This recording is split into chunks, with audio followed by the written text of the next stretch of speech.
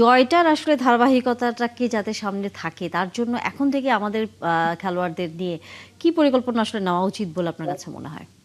ধন্যবাদ আপনাকে। একটা জিনিস মাথায় রাখতে হবে যে সেটা হলো যে, যেকোনো দল যদি ধারাবাহিকভাবে পারফরম্যান্স দেখাতে না পারে তখন আপনি তার যে সাফল্য যেটা থাকে সেই সাফল্য নিয়ে কিন্তু প্রশ্ন ওঠে। সো বাংলাদেশ দলকে এই জিনিসটা মনে রাখতে হবে যে টেস্ট ক্রিকেটে তারা যেভাবে পারফরম্যান্সটা দেখাচ্ছে সেই ধারাবাহিকতাটা বজায় রাখতে হবে। সেটা অনেক দূরের পথ, কিন্তু আমি আরো একটু মানে সংক্ষিপ্ত সময় যেটা রয়েছে সেটার কথা বলছি। সেটা হলো যে আপনি দেখবেন যে এই যে টেস্ট ম্যাচ বাংলাদেশ এখানে জিতেছে, এটাই কিন্তু শেষ নয়। এবং এটা আমাদের তুলনায় আমি মনে করি যে বাংলাদেশ ক্রিকেট দল সেটা খুব ভালো মতো জানে এবং সেই ম্যাচুরিটিটা তাদের রয়েছে। এই কারণে আপনি লক্ষ্য করে থাকবেন যে অস্ট্রেলিয়ার মাটিতে অস্ট্রেলিয়ার মতো দলকে এরকম ভাবে ৯ উইকেটে হারানোর পরে বাংলাদেশ দলের কিন্তু উচ্ছ্বাসটা সেরকম বাঁধভাঙা উচ্ছ্বাস কিন্তু হয়নি। খুব বেশি যে একেবারে তারা আকাশ জুড়ে পাতাল জুড়ে আত্মহারা হয়ে গেছে তা কিন্তু না। পুরো দল কিন্তু মাঠের মধ্যে নেমে যায়নি, উল্লাস করেনি।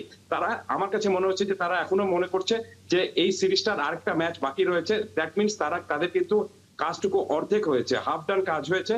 পরের ম্যাচটাও তাদেরকে জিততে হবে অথবা ড্র করতে হবে, এবং সেটা যদি করতে পারে তাহলে অস্ট্রেলিয়া থেকে আপনি টেস্ট সিরিজ জিতে ফিরে আসতে পারেন, যেটা আমি মনে করি যে অনেক বড় একটা সম্মানের বিষয়টুকু হবে।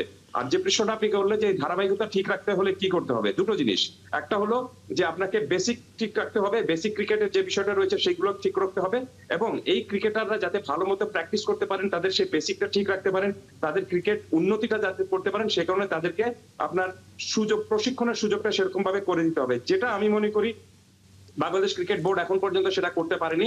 একটা ক্রিকেট এক্সেলেন্সি সেন্টার করতে হবে, যেখানে আপনি কোনো ক্রিকেটার যখন অফ ফর্মে থাকেন তখন তিনি কিভাবে ফর্মে ফিরে আসবেন, কিভাবে তার যে সমস্যা রয়েছে সেই সমস্যাটার সমাধান তিনি কিভাবে করবেন সেটা দেখাশোনা করার জন্য আপনাকে টেকনিক্যাল কোচ থাকতে হবে, এবং সেই এক্সেলেন্স সেন্টারে তারা গিয়ে প্র্যাকটিস করবেন, সেখান থেকে তাদের দুর্বলতাগুলো কাটিয়ে উঠবেন।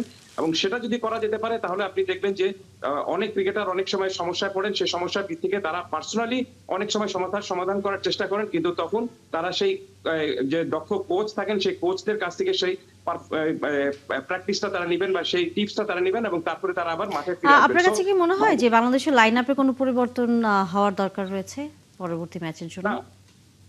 এটা ডিপেন্ড করে দুটো বিষয়ের উপরে, যে আপনি এখন যেখানে খেলা হয়েছে সেই খেলার পরবর্তী যে ম্যাচ যেখানে রয়েছে সেটার কন্ডিশনের উপর নির্ভর করে, এবং আরেকটা জিনিস নির্ভর করবে সেটা হলো যে সেই উইকেট কেমন, সেই উইকেট এবং কন্ডিশন সেটার উপর নির্ভর করবে যে আপনি আসলে দলের মধ্যে বা টিম কম্বিনেশনের মধ্যে কোনো পরিবর্তন আনবেন কিনা। আমি কিন্তু কোনো সময় যে একেবারে উইনিং কম্বিনেশন নিয়ে আপনাকে খেলতে হবে, নট নেসেসারি। আপনাকে আগে দেখতে হবে যে উইকেটটা কি, উইকেটে যদি আপনি একটু স্পিন বেশি ধরে তাহলে আমার কাছে মনে হচ্ছে যে সেই অনুযায়ী টিম করতে হবে, আর যদি দেখেন আপনি যে পুরোপুরি ক্লাসিক ব্যাটিং হয়ে রয়েছে তাহলে আপনাকে সেরকম ভাবে টিম করতে হবে। সো আমার কাছে মনে হচ্ছে না যে দলে খুব বড় কোনো ধরনের পরিবর্তনের চিন্তা ভাবনা ক্রিকেট বোর্ডও করবে, কারণ ম্যাকাই এবং ডারউইনের কন্ডিশন কিন্তু একই রকম, ডিপেন্ড করছে যে উইকেট কেমন হবে, উইকেটের উপর নির্ভর করবে, এবং সেটা টিম ম্যানেজমেন্ট যাচাই করে তারপর তারা সেরকম ভাবে আপনার এই ম্যাচের জন্য একাদশ গঠন করবে। তবে সার্বিক পরিস্থিতি যা, তাতে এখন পর্যন্ত দলে ইনজুরি কেউ নেই। এই ম্যাচে যারা খেলেছিল তারা সবাই ফিট রয়েছে, এবং সুখের বিষয়টা হলো যে শরীফুল ইসলাম তিনি ফিটনেস ফিরে পেয়েছেন, বাংলাদেশ দলের আরেকজন পেস বোলার।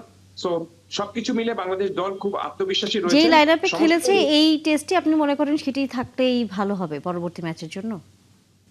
ডিপেন্ড করে, যেটি বললাম যে ডিপেন্ড করবে আপনার সেখানকার কন্ডিশন কেমন হবে এবং উইকেট কেমন আচরণ করতে পারে সেটার উপরে কিন্তু আপনার একাদশ গঠন করা হয়। সো এখন ম্যাচ শুরু হতে অনেক দেরি রয়েছে, আপনি 22 তারিখে ম্যাচটা হবে, এত আগে আমার মনে হয় যে এই অ্যান্টিসিপেশনটা করা যাবে না।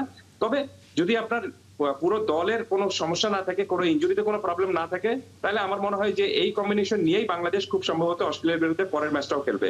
মনে রাখতে হবে যে সেই ম্যাচটা আমরা যদি জিততে না পারি, আমরা যদি ম্যাচটা ড্র করতে পারি, তাহলেই কিন্তু অস্ট্রেলিয়া থেকে আমরা সিরিজ জিতে ফিরে আসতে পারবো। সেটা অনেক বড়, অনেক অনেক অনেক বড় একটা, আমি মনে করি যে মানে একটা বাংলাদেশ দলের জন্য একটা মাইলফলক হবে। অবশ্যই আমরা আসলে সেই প্রত্যাশা রাখতে চাই বাংলাদেশ জিতেই আসুক, ড্র করবার দরকার নেই, আমরা সেই প্রত্যাশা রাখতে চাই। অনেক ধন্যবাদ এবং প্যাসে যুক্ত হয়েছেন, এবং কামরুদ্দিন সবুজ আপনাকেও ধন্যবাদ। কথা হবে আবারও আপনাদের সাথে। দর্শক আপনারা এতক্ষণ সাথে ছিলেন তার জন্য ধন্যবাদ, দেখা হবে আবার।